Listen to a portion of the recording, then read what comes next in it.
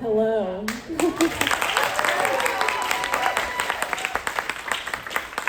First of all, just thanks for being here. It's super exciting that this is happening, and it really does mean a lot to me that people wanted to show up to something about this, so thank you for coming.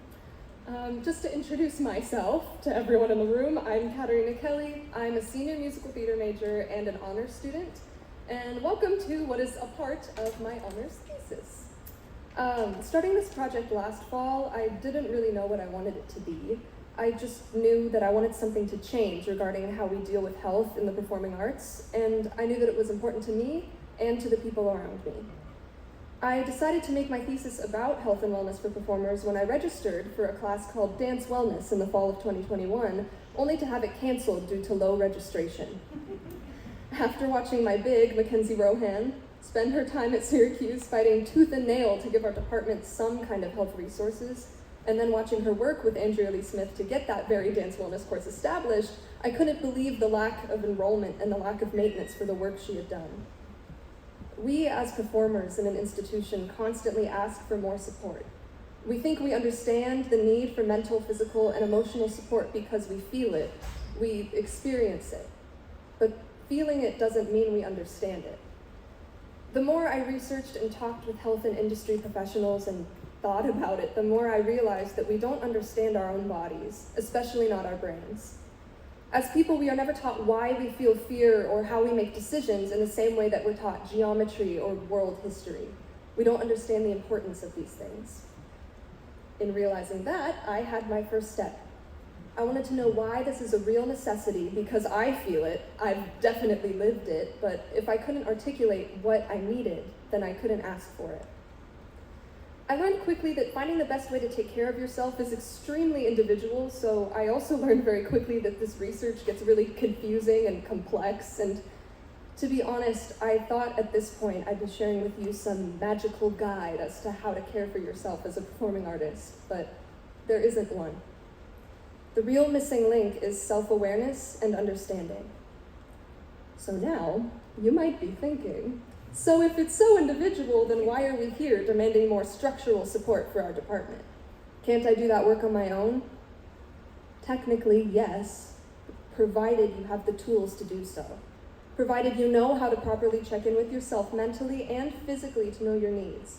Provided you were given a set of vocabulary to communicate those needs to those around you. Provided you are in an environment that encourages you to value yourself enough to seek resources the minute you need them. And provided any of those resources are affordable and accessible to you. That's where school-wide support comes in. So today I wanted to share some of my findings and suggestions to build a better support system here at Syracuse and in the world.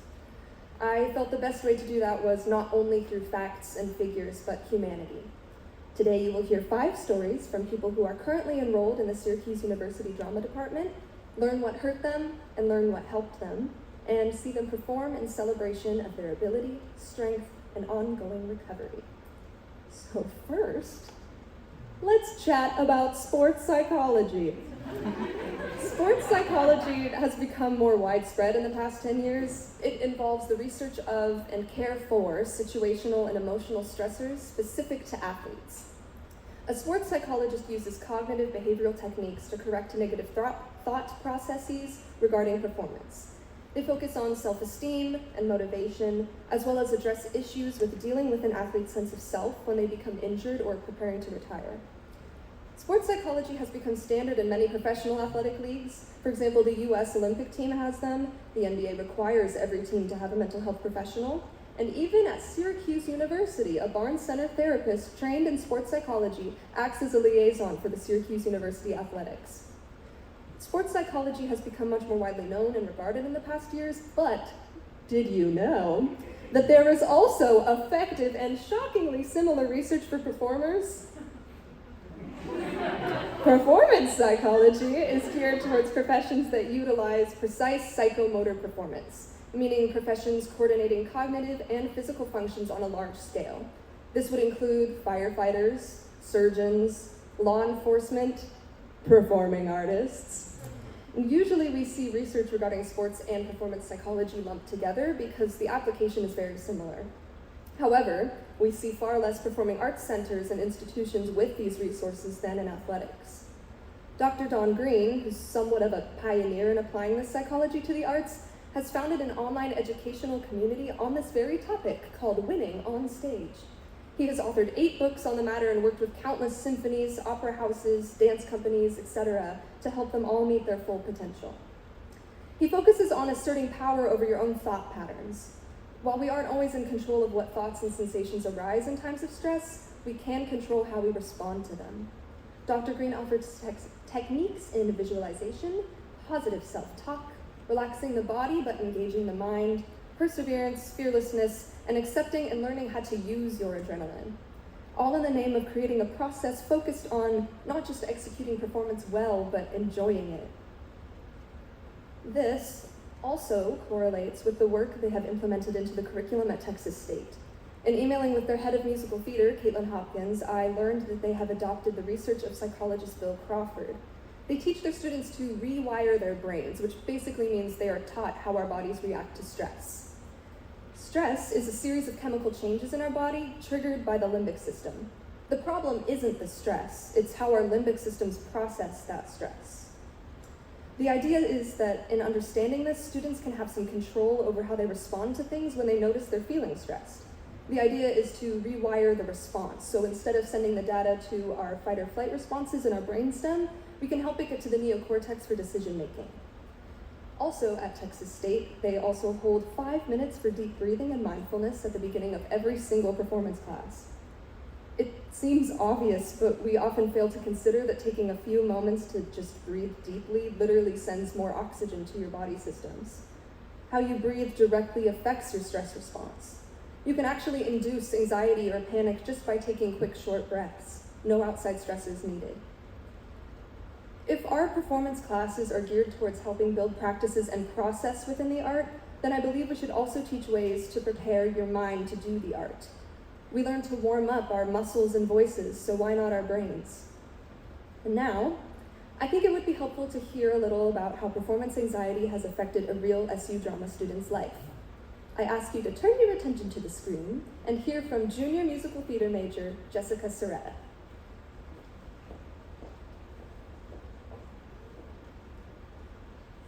I was in a showcase in 9th grade, and I was doing the song Disneyland.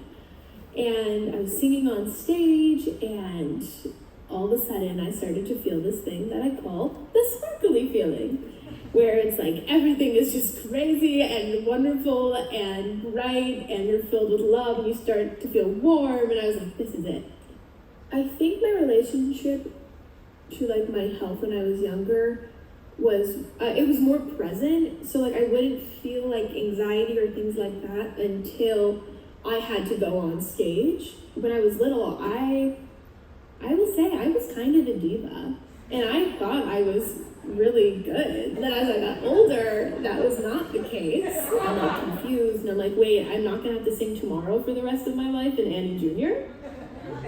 You're telling me that's not the hardest song ever to sing? It started becoming like, oh, like I would get like really nervous, and I would feel like physically feel my larynx just go up in my throat, and I didn't understand like vocal fatigue. Like I would like fully sing and belt for an hour before my voice lesson, and then go in my voice lesson and be like, why do I sound like dirt?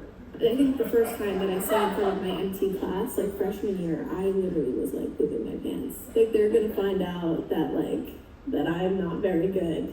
Actually, a phrase that I have developed for myself that actually has helped me get through sophomore year, which is the stakes in the scene, high. The stakes in life, so low.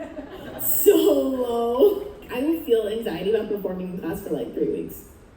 I'm like, I know in 3 weeks that I will have to perform. But I didn't realize the emotional effect that theater school is going to have.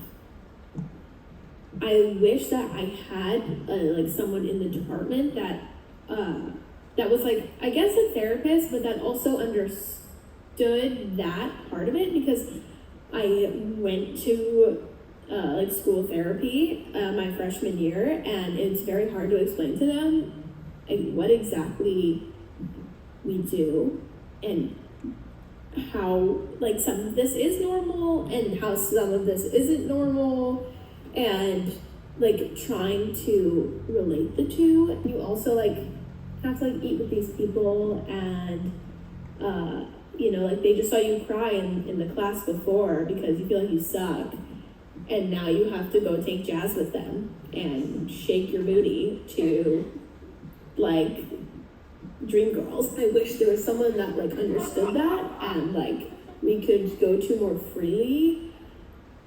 But then again, it's like, would I even use that resource? Like, do I even feel comfortable being like, I need to go like see that person that I have access to? Because like I can talk and talk and talk, but like I could say that signing up for therapy was probably the hardest thing I had ever done. I always feel bad like unloading on a teacher.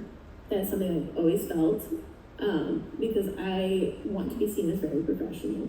My hobby and my life and my school/job is the same thing. And who am I? What do I like to do? And like, what is it about me that's not theater? I think it's really important to have a life that's not the thing that you really care about. As much as we love the thing that we do, it's the people that we like surround ourselves with that keep us going. Don't worry if you're working hard enough, you just know that you are. And if you're passionate about it, you'll do it.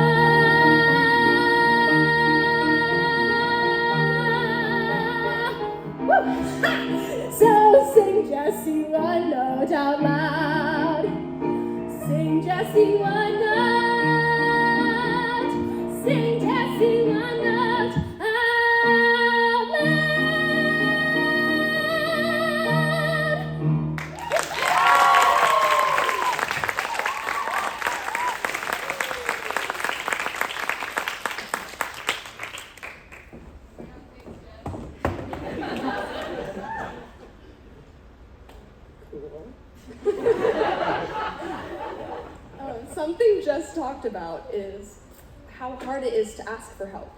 Sometimes, even when you are given resources, it's difficult to find the courage to go to them.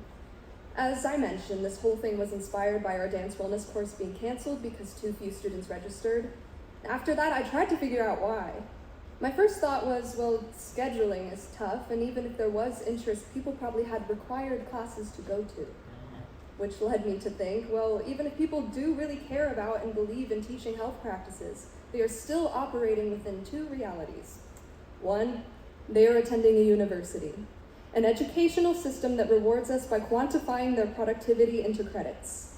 And 2, they're preparing for one of the most competitive industries in existence. Within both those realities, the encouraged behavior is to keep moving and never stop to breathe, because if you do, you might fall behind. While many say competition is healthy for personal growth, studies show that overly competitive environments increase vulnerability to depression, anxiety, and stress. Competitive environments instill the fear of being inferior in people. I believe it is that fear that discourages students from enrolling in a course called Dance Wellness and instead encourages them to enroll in a 3rd dance performance class. I believe it's that fear that keeps people like Jessica from going to therapy right away. I believe it's that fear that makes us push through excruciating pain to finish the ballet class when we know we should stop to rest. I believe it's that fear that increases our health issues while also discouraging us from addressing them. Competitive environments push us to constantly improve in ways that are measurable, such as good grades, higher kicks, or learning to sing difficult material. Getting to a point where you can complete class, rehearsals, or performances with lesser amounts of stress or strain isn't so measurable. And therefore, in our competitive world, we have no way to value our health. We can't deconstruct the way competition runs through the arts, and I'm not sure we should. It's an intrinsic part of what theater is. So, how do we get ourselves to value something so immeasurable? How do we get ourselves to value our health over our productivity? What that's really asking is, how do we get to a point where we value ourselves over our work? This is incredibly complex for artists, as our work is inextricably attached to who we are in our own lived experiences. Drawing a line between where you end and your work begins may be close to impossible, but drawing boundaries as to what you are capable of bringing into a workspace on any given day is possible. Ways to draw boundaries with others as a performing artist can include coming into the room knowing what you were able to access emotionally that day, knowing what you were able to access physically that day, and knowing what you were able to access mentally that day, and limiting the hours you spend thinking about and working on your work at home. Setting boundaries is something most of us have heard of or know how to identify, but the tricky part is knowing when you need one. What does it feel like when a boundary has been crossed? It looks different for everyone and depends on the situation, but some examples are feeling drained or empty, growing resentment towards others, justifying someone else's bad or hurtful behavior, dreading a certain situation, or feeling like you're in a situation where you can't say no. Protecting your peace in these situations is not selfish, or it doesn't make you difficult. It actually promotes better communication and in turn can produce more success for everyone. And while this skill is something we should probably be learning as people long before college, it is clear that these are not skills we come out of the American education system possessing. And it has become abundantly clear that becoming an artist without them can be detrimental to one's health and safety. So now, we will hear from a junior musical theater major who has learned the importance of listening to her own needs above all else. This is Riley Berry.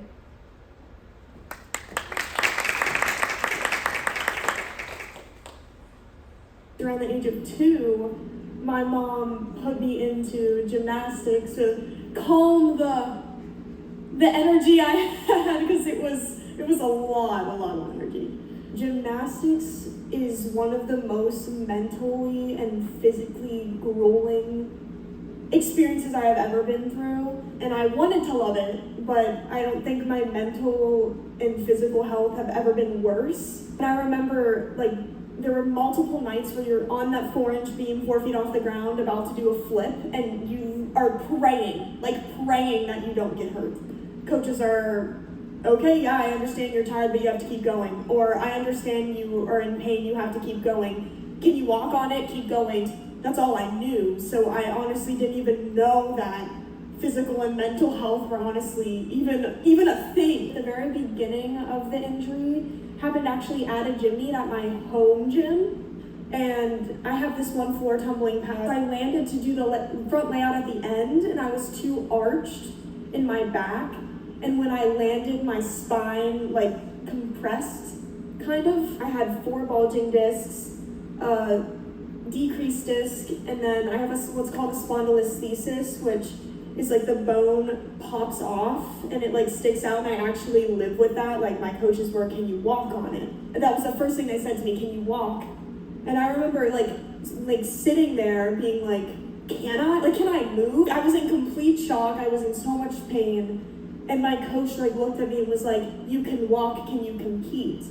I practiced and competed for months after this injury. I was in excruciating pain in practice, and my coaches were thinking I was bluffing. Eventually I was like, I seriously can't do this anymore. I don't care what any of you say, I'm going to get MRIs and I need to see what's wrong. And that's when I found out everything about my injury. In a second, your whole world blows up. It's all I ever knew until that time. Go to school, go to gym, go to school, go to gym. It was terrible when I was a gymnast, but even, honestly, maybe worse the second I got out of it, because I had time to think about how bad it was. And I sort of had, not an identity crisis at 13, but a little bit of who am I without this sport? I had physical therapy for a long time. I also have done cupping, a lot of massages, but the cupping therapy was probably the thing that helped the most with the pain. The spondylolisthesis, unfortunately, I can't do anything about unless I want to get surgery. That's just the way it is. And then same for the decreased disc. Changing my normal life was incredibly hard. I was I'm just gonna become self-aware and adjust. Some days are way worse than others, especially with MT. There's some days in dance that I'll have a full-blown back spasm. The past semester I had one in my ballet class, and it was absolutely terrifying. I was just freaking out. You go to dance class and you're like, please, please, not again, not again, not again. On my good weeks, I feel great, and I feel there are times where I don't have my injury, and I can be in class and feel like I'm right there with everybody else. My friends at Syracuse know, obviously, about the extent of my back injury, so I'll have friends that during certain combos that they know is a little bit more back heavy, they'll always look at me. They'll give me the look of are you good? Do you need anything? And I always am I'm okay. If I'm not, I'll be no, I'm not. But if I am okay, I'll tell them I am. I absolutely think that the drama department could really use a PT, a nutritionist, all of the above, honestly, counseling, anything. It's hard because you need to get the right people. I would want a nutritionist who understands what it's like to be a dancer, or who understands what it's like to go through theater, or a PT who understands what we're doing every day, or counselors especially who know what we do every day. It is something that people don't understand. The school-wide system, which it's nice that they have that set up, but it's just not for everyone. My overall arching theme of all of the things I want to accomplish is just to be happy, really, at the end of the day. I think success is measured differently from one to another, and I think my version of success is genuinely just being seriously happy. It's okay to take a step away from things that are fundamentally not healthy for you. And it's okay to not know the difference, and it's okay to ask for help in figuring out the difference. No matter what, I know I'm doing my best, and I think that gets me through a lot of hard times as well. I'm doing everything I can, and I know I am, and I'm a hard worker, and that has to mean something,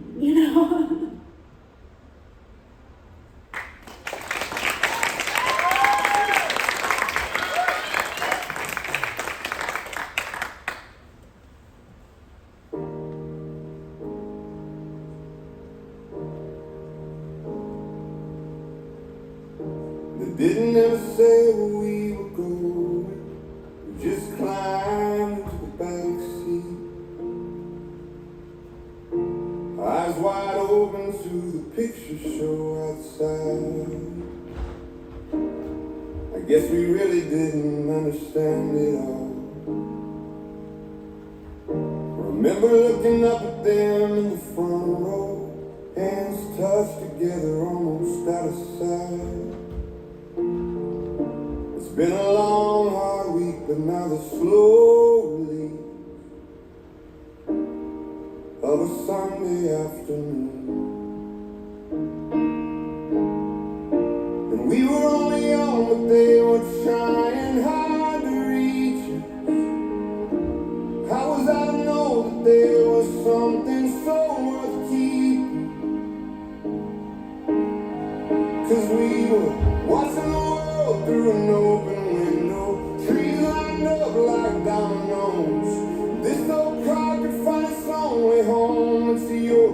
things that mean so much.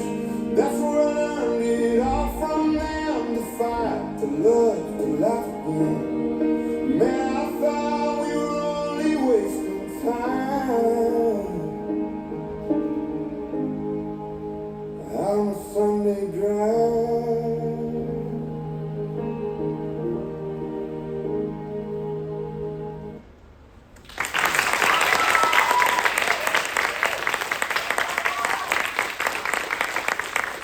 Thank you so much, Riley. Riley brings up a great point about how having resources doesn't fix the problem. We need people and resources that understand what performing artists do every day in classes and in rehearsals. The missing link there is pretty simple. It's communication.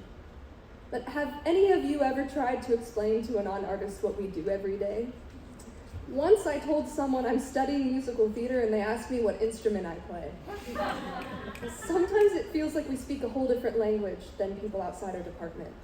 It would take probably a good half hour to explain to a counselor who knows nothing about performing arts what it's like to get up and do a scene in scene study, and what preparation went into doing that, and then what kind of feedback you'd be getting on it, or how it feels to have to compete with your closest friends for roles every semester.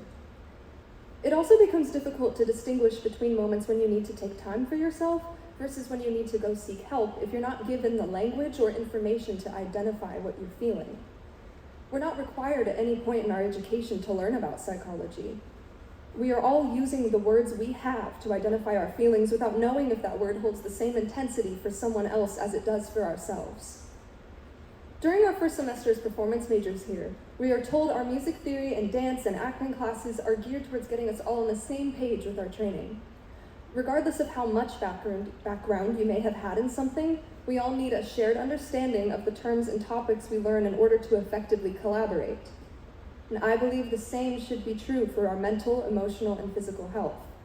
This way, communicating the difference between discomfort and pain becomes easy and drama-free. If we had standardized terminology and education on our muscle groups and anatomy, we could pose specific questions about if I'm engaging the right muscles or creating strain during a certain step in dance class.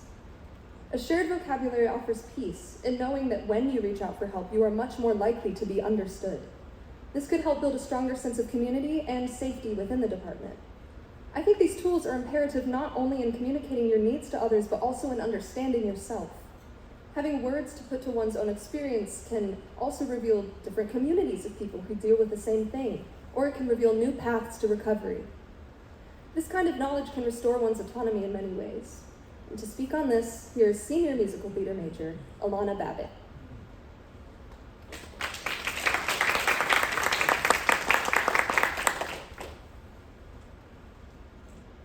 When I was younger, I feel like a lot of kids, I didn't really think about my mental health as much. I definitely have always been an anxious person. In like 5th grade, I got in trouble for doing something. That's the first time I remember like actually feeling like I was having a panic attack. Once I got older, I started feeling like I had more like depression symptoms. I couldn't even like identify it really. It just felt like such a weight, like it just felt like elephants standing on my chest. I mean, I would like tell my mom, she sent me to a therapist when I was in like 6th grade who ended up talking more about her fear of heights than like any of my issues. Once I got older and started going to therapists that actually knew what they were talking about, I was able to sort of identify it more. And I think there was a stigma in my own head about depression because I tend to think of myself as a very smiley person. I tend to think of myself as very friendly, very open. And I think in my head, that meant I couldn't have depression. That meant I couldn't be depressed. And then of course I got my ADHD diagnosis when I was 20. So super late. And that I think has really been like the biggest change for me in terms of how I view myself, how I view my behavior, how I would like other people to view me, how I view my art. I would definitely say that having the information and knowing what was going on made it 10 times easier for me to forgive myself and have more grace with myself. Yes, it's something that I should still be working on because, you know, you can't go around life interrupting everybody all the time. So it's not like, you know, once I got the diagnosis, I stopped working on it or I stopped like improving. But it felt like I was running but somebody was like holding my legs so I couldn't run, as opposed to after you get a diagnosis, you're running beside someone else. ADHD definitely affects me every day in terms of school and in terms of theater. Two things I can think of off the top of my head, like piano class. I struggled so hard with piano. I think a lot of it was like my brain to extremity connection is just very like wonky. I got so frustrated. I would, cry to the teacher. I would be like, I don't understand why I'm not getting this. I'm a very musical person. The biggest thing I feel like in my college career that I've had to come to terms with is like, it's okay that I look around and everybody else got it on the first try and I didn't. Coping skills that I use now, I will sometimes like cover my ears if something is overstimulating, like in a dance class. I will always have at least one fidget with me and a fidget ring, because I just need to be doing something with my hands. A support system in general is one of those things that like is just so vital for, I think, everybody, especially people with mental illness. When I was in London, I joined a Facebook group for women with ADHD. It's called ADHD Femmes. And just hearing everybody's stories, 9 times out of 10 they were diagnosed late. A lot of times even later than me. There are women that have been diagnosed when they were like 40, 50. But they are talking about things that I completely understand. I do wish that some people that are not neurodivergent would have a little bit more empathy. I would also encourage people to like do their own research, because as much as I do enjoy talking about it, and I'm happy to talk about it like anytime, I think it's something that we need to like destigmatize, especially in women. If the drama department had physical and mental health support and resources, I think my college experience would have been a lot better. Not only having support in terms of like, physical therapy, mental therapy, nutritionist, dietitian, chiropractor, like all those things. I think in addition to that, having just more of an open dialogue so that, your needs are specified and identified and are able to be met because they know what you're talking about. I would like to get to a place where I feel like I can exist as a human being and like do things that other people can do, even if it took me longer to get there. I've always prided myself on like good comedic timing, listening to my scene partners and giving authentic reactions as opposed to ones that I think are going to get a laugh. But for somebody who a lot of times, a lot of things are really dramatic in my head and a lot of things are really scary and sad and dark and overwhelming and intense. So being able to, be an idiot on stage and make people, laugh and forget about like the shit that's going on in their own lives is a superpower, and I think it's something that we take for granted a lot.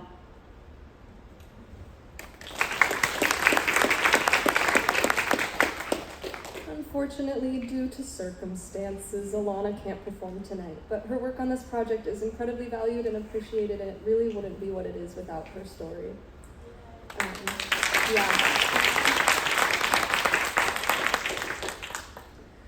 All performing artists will come up against some kind of injury or mental health issue at some point in their lives. It's a normal part of the profession.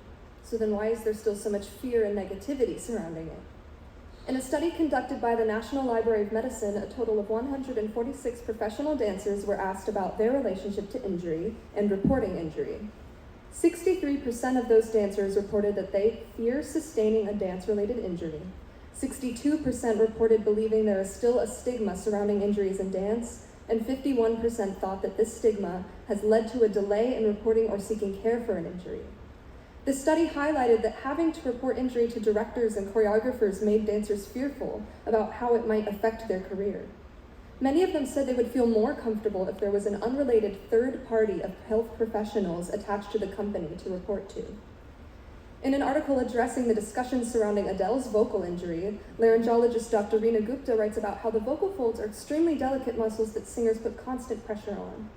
She discusses how, even though this is true, we have much less grace when talking about vocal injury than when we talk about a football player with a torn ACL. Instead of reacting with compassion, we speculate on how that singer probably had poor technique or should have done something to prevent it. I believe the resources available in an institution speak to the values of that institution. Having support for injury not only offers solutions, but changes the culture. Here to talk about her experience surrounding this stigma is junior musical theater major, Gabriela Monsive.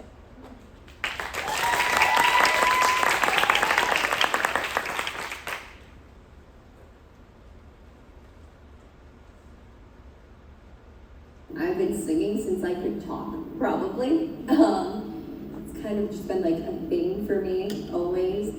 It kind of was just like something else, like, oh, it's just there for me, right? I kind of took it for granted, I think. I didn't really understand that that was needed to be taken care of the same way that my body did. I went to an ENT, and I went just expecting her to just do like a little checkup, get a baseline, and did not expect the doctor to come back and say, okay, well, you have a polyp on your left vocal fold. I've heard of like nodes before, because I think everyone kind of hears about that, like horror stories. But I never heard of like a polyp necessarily. And so naturally freaked out a little. And this was also, it was a pretty big polyp too, because of the fact that like sometimes when they're small, you can just like fix them with like vocal therapy and stuff like that. But they're like, no, you need surgery to get rid of the one on your left vocal fold. There is no way to really like pinpoint how I got it or like what exactly I did. I mean, the scary thing about like a polyp or things like that is that technically speaking, you could just get one from like screaming really bad one time. I didn't have great technique, even though I had like voice teachers and stuff. The thing is, you can't put a cast on your vocal folds the way you can on like your body.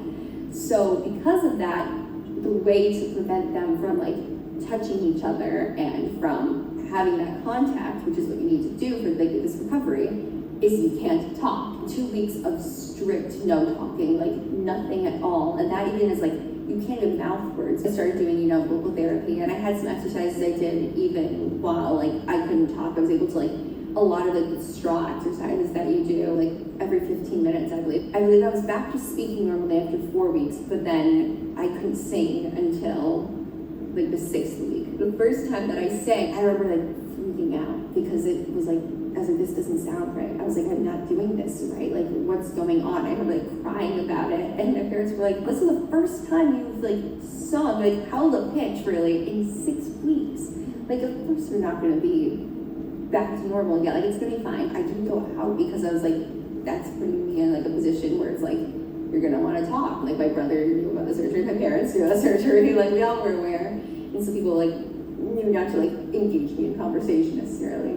But like that also was like, it's like lonely kind of. I remember just feeling so like almost trapped in my own body because of that. Because it's like, it was very difficult to express myself in that way. I will never skip a warm-up, ever since then. Like, I'm like, no, I have to do these things. A great part of being here is that like I've been able to learn different ways of like warming up. I'm able to more like figure out what I need and what like works for me. I definitely felt like I had done something wrong, but like that it had to be a reflection of me as a singer. It's hard to not blame yourself. There is such a stigma around it that like, when the reality is that pretty much anybody who uses their voice like the way that singers do will most likely have a vocal injury of some sort at some point in their life.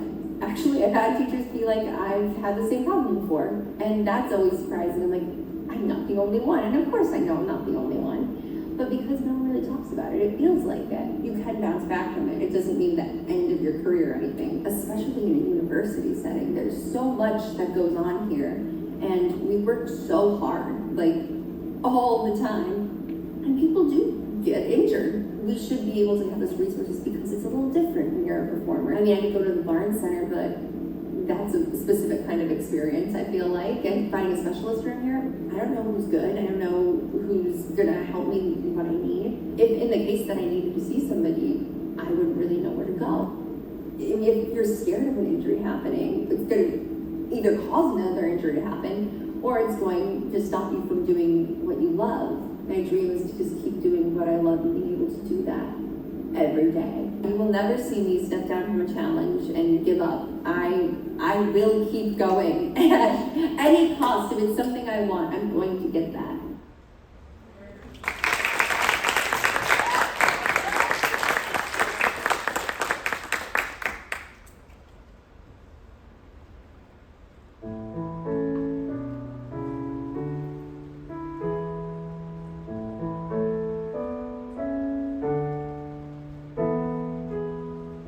There's been a change in me, a kind of moving on.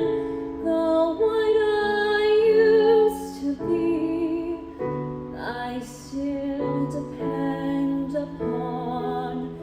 For now I realize that good can come from that. That may not make me wise, but oh, it makes me glad. And I never thought I'd leave behind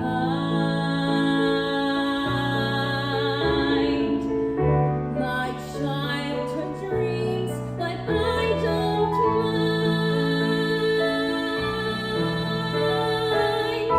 For now I love the world I see. No change of heart, a change in me.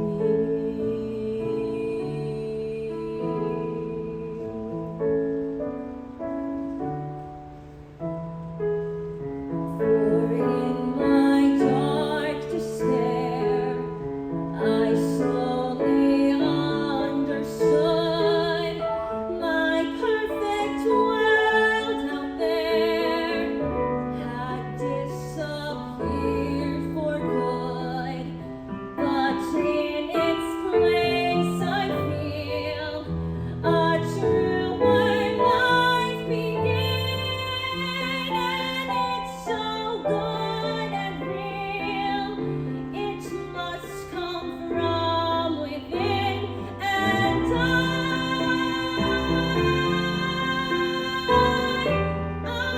never thought I'd leave behind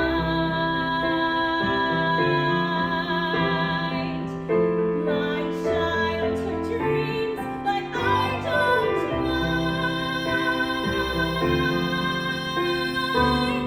I'm wearing who I want to be. No change of heart, a change in me.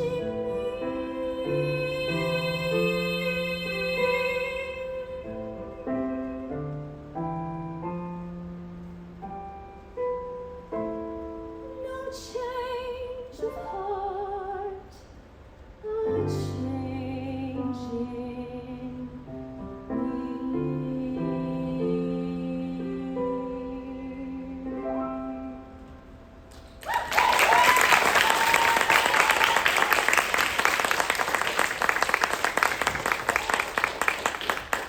Thank you, Gabby.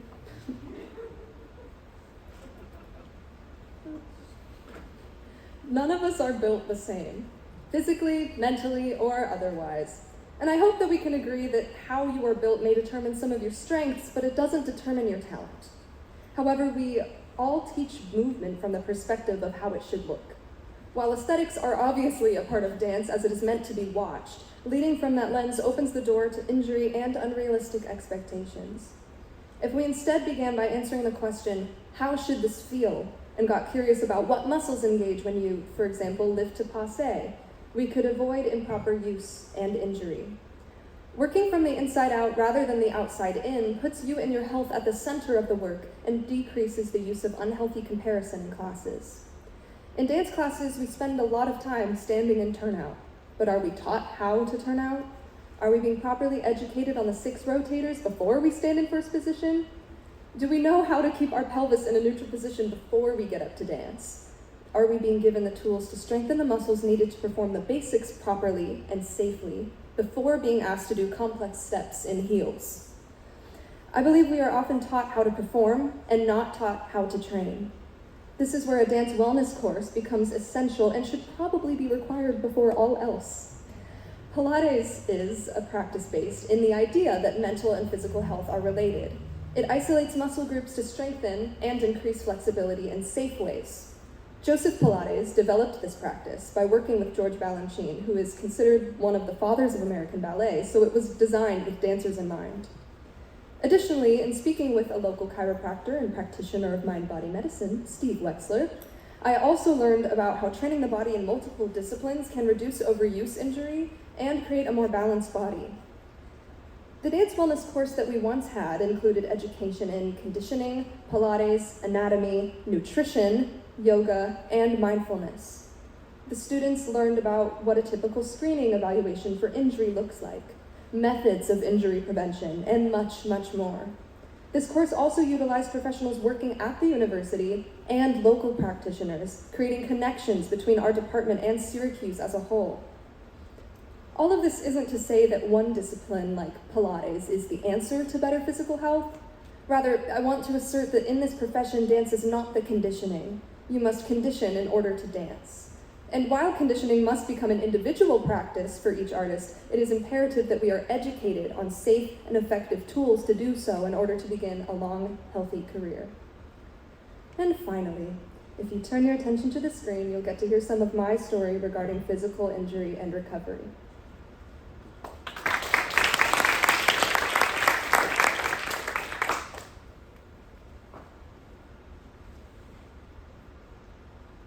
I danced my whole life, I did the little kids' dance classes, but I didn't really care about it. It was just something I did. I don't think I liked it very much at the time. When I was in the 4th grade, I was 9 years old, I started to take other styles. In the 6th grade, I started doing dance competition, and by that point, I really liked it and cared about it. I think I was about 12 or 13 when I was like, this hurts. It was no longer I'm sore after class, it was like I'm in pain. And that's when it began of you have to maintain your body in order to do what you love. Doing what you love doesn't maintain your body, and that's a big shift. I was just kind of oh, I have to deal with this, and I have to work a little harder than everyone else, is what I thought. I was 14, almost 15, when I got an MRI on my hips.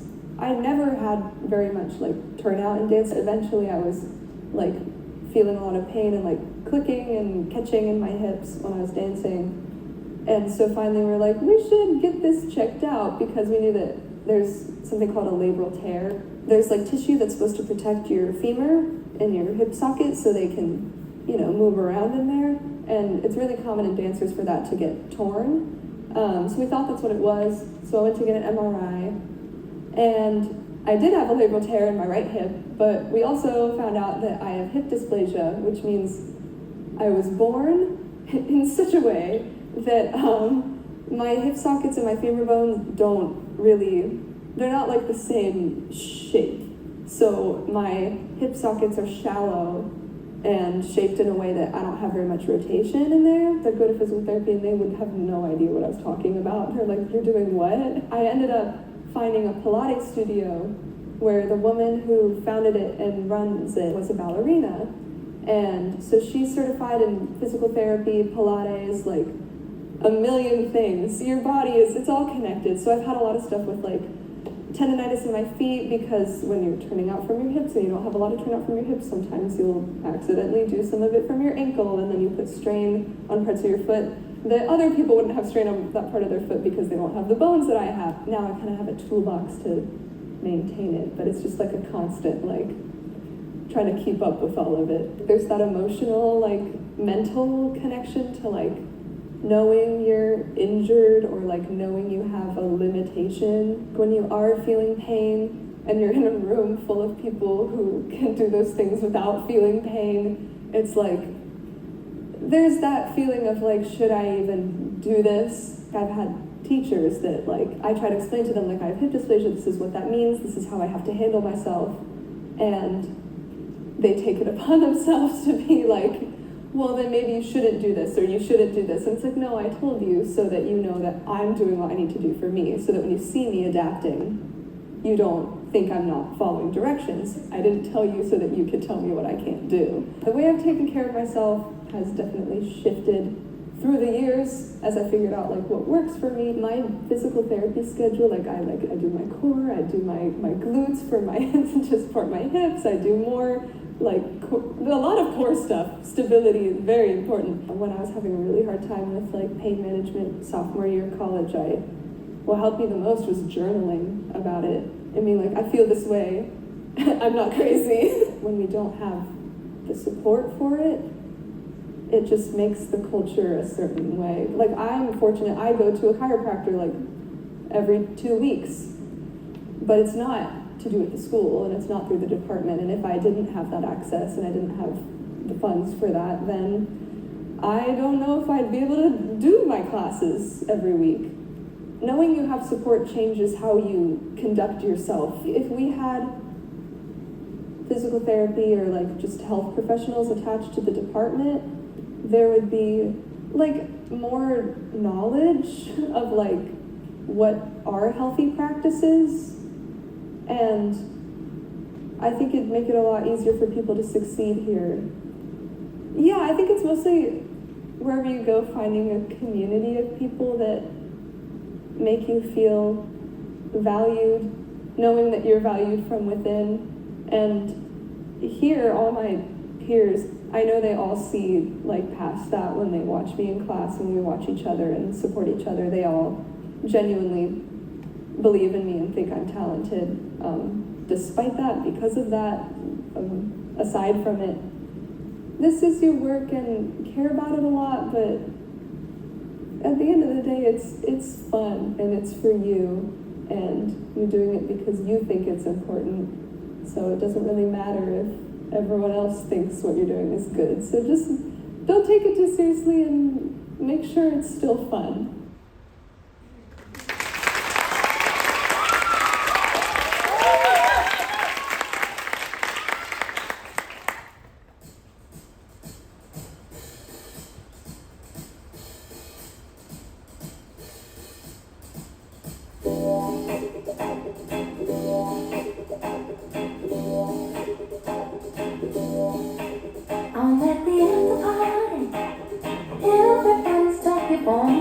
Everybody's so fast around. I figure maybe if I get my jacket, step outside, get myself some air, then I could share myself more fully with a crowd. It's in the front of if I look at this pockets on the inside, big enough to hold my shame.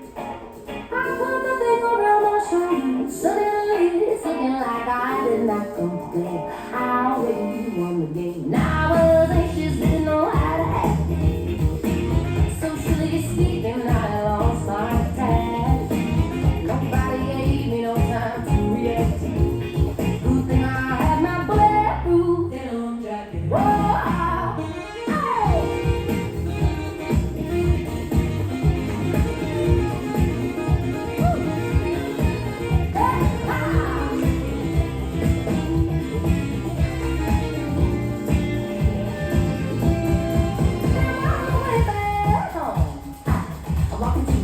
like I feel the street below my feet, like a smell and so clear. Now I'm finding the street road, it makes no sense.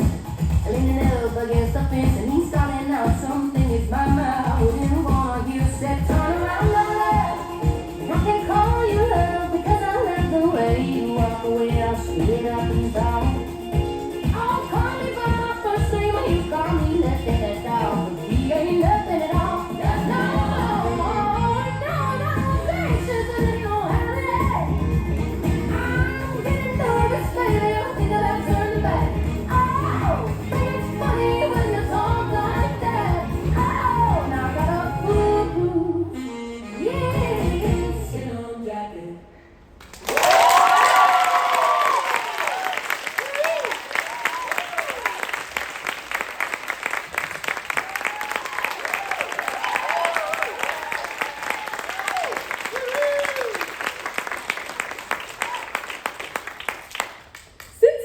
Catching her breath, she asked us to read you some closing remarks so she doesn't have to pass into the microphone. I hope that you all learned something tonight, and I really just hope this can encourage us all to value ourselves and others above all else. The overarching thing that was mentioned in all the interviews I conducted was empathy. I hope some way, somehow, we can begin to use these tools to build a space and a system that is empathetic. For so long, our department has been full of wonderfully empathetic and kind faculty and students, but that all gets squashed by the overarching system that leaves us without tools to heal. I think my findings offer the tools to change that. Thank you all so much for coming to this event. Seeing that there is widespread interest in this cause seems like an incredible first step to me. My research isn't done yet, and I still have a lot I want to know. So if this event sparked questions or thoughts in you, please reach out to me. Email me, find me in the hallways. I want to see if we can really change something with all this. Thank you, and get home safe.